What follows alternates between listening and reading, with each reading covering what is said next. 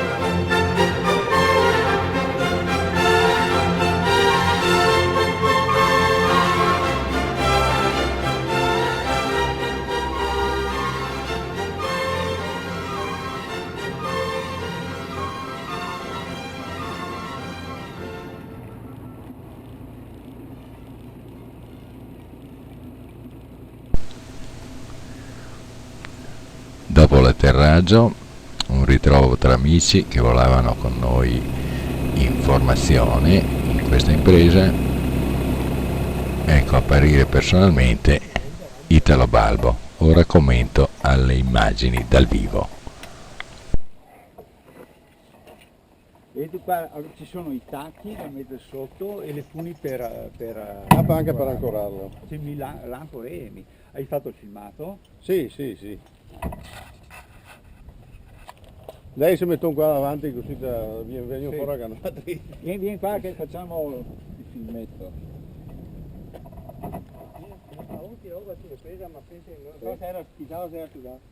È un primo piano ai reduci della traversata adriatica. Ci sentiamo tutti di Limberg.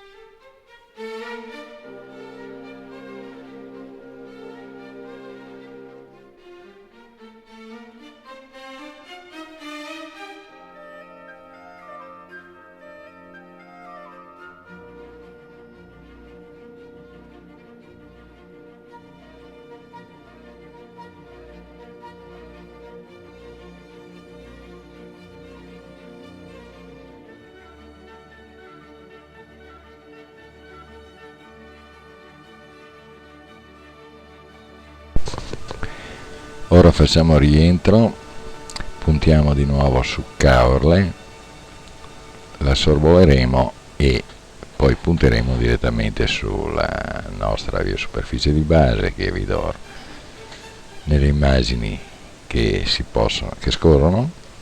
Vedremo in seguito le note località della costa istriana, vale a dire Rovigno, Parenzo e Umago.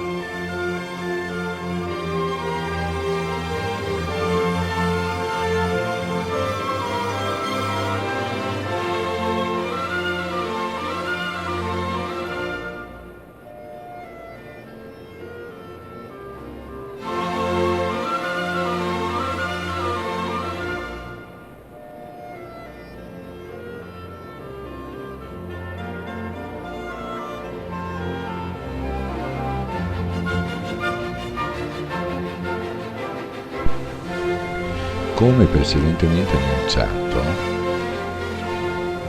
puntiamo su Caorle, la sorvoliamo verso il tramonto e puntiamo appunto verso Vidor.